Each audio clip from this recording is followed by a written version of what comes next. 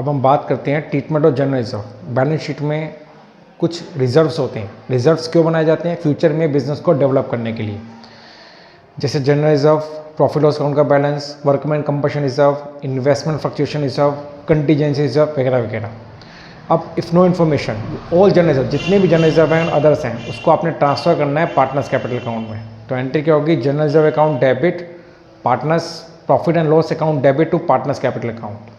General reserve just like a liability, और liability बढ़ती है तो क्रेडिट, और यहाँ पे लाइबिलिटी कम हो रही है, लाइबिलिटी कम होगी तो डेबिट, और पार्टनर्स को देंगे तो उनकी कैपिटल बढ़ेगी, और कैपिटल बढ़ती है तो क्रेडिट।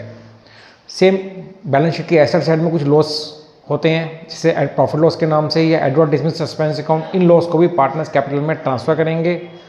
जब लॉस को पार्टनर्स कैपिटल में डालेंगे तो पार्टनर्स की कैपिटल कम हो जाएगी, कैपिटल कम होगी तो डेबिट।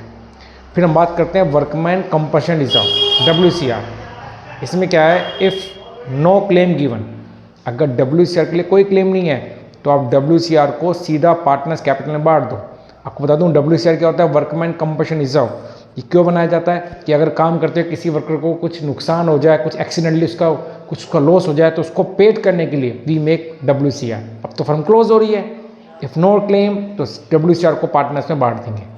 बट अगर क्लेम दे रखा है तो जितना भी क्लेम है उतना रिजर्व तो जाएगा रिलायशन अकाउंट्स के अंदर, और जो बाकी रिजर्व बचेगा वो पार्टनर्स की कैपिटल अकाउंट में ट्रांसफ़र कर देंगे। याद रहे, जितना भी क्लेम है, फॉर एग्जांपल रिजर्व है 50,000 का और क्लेम है 30,000 का, तो 30,000 तो जाएगा रिलेशन अकाउंट के अंदर और 20,000 पार्टनर्स को पे कर देंगे। ऐसे हो सकता है कि WCR है 50,000 का, क्लेम है 60,000 का, तो इस केस में पूरा का पूरा ही workman compensation reserve realisation account में चला जाएगा, 50 का 50, और पार्टनर्स को कुछ भी नहीं। अब बात करते हैं क्लेम को पे करने की एंट्री। क्लेम पे करेंगे तो फर्म के लिए क्या एक्सपेंसेस, अब तो मैंने कहा जो भी पे करेंगे फर्म के लिए खर्चा, और यहाँ से पैसा चला जाएगा, तो एंट्री होगी realisation account debit to cash और बैंक अकाउंट। अब हम बात करते हैं अनरिकॉर्डेड एसेट्स। समटाइम जब फर्म क्लोज होती है तो कुछ एसेट ऐसी होती है जो बैलेंस शीट में रिकॉर्ड नहीं होती, कुछ लायबिलिटी ऐसी होती है जो बैलेंस शीट में रिकॉर्ड नहीं होती। अब तो फर्म बंद हो गई, तो जो भी एसेट बैलेंस शीट में रिकॉर्ड नहीं है उन एसेट को पे करना है। एग्जाम्पल लेकर समझते हैं, जैसे फर्म के गोदाम के अंदर पुराने टाइपराइटर्स, पुराने कंप्यूटर्स, कोई पुरानी इन्वेस्टमेंट जिसकी वैल्यू 0 हो चुकी थी, वो बुक्स में रिकॉर्ड नहीं है।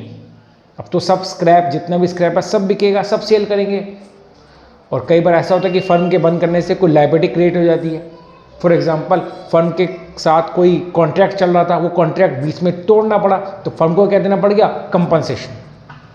तो यहाँ पे जब उस अनरिकॉर्डेड एसेट को पे करेंगे, अनरिकॉर्डेड एसेट को सेल करेंगे, तो यहाँ पैसा आएगा, और फर्म के लिए क्या? इनकम।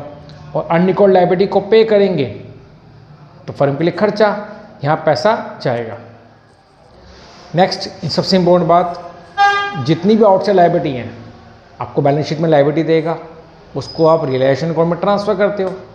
अगर लायबिलिटी के बारे में नीचे एडजस्टमेंट कुछ नहीं बता रहा है कि हमने क्रेडिटर को पेड करा है या नहीं करा है, बैंक ऑर्डर पेड करा है या नहीं करा है, तो याद रहे जितनी भी आउटसाइड लायबिलिटी है उसको मस्ट बी पेड करना ही करना है। और किस पर पे करना है? बुक वैल्यू पर, जो बैलेंस शीट वैल्यू दे रखी है। कौन कौन से आउटसाइड लायबिलिटी होती है? जैसे creditor, bank loan, Mrs A loan, EPF, outside expenses, bank overdraft, और entry by realisation account debit to cash या बैंक अकाउंट।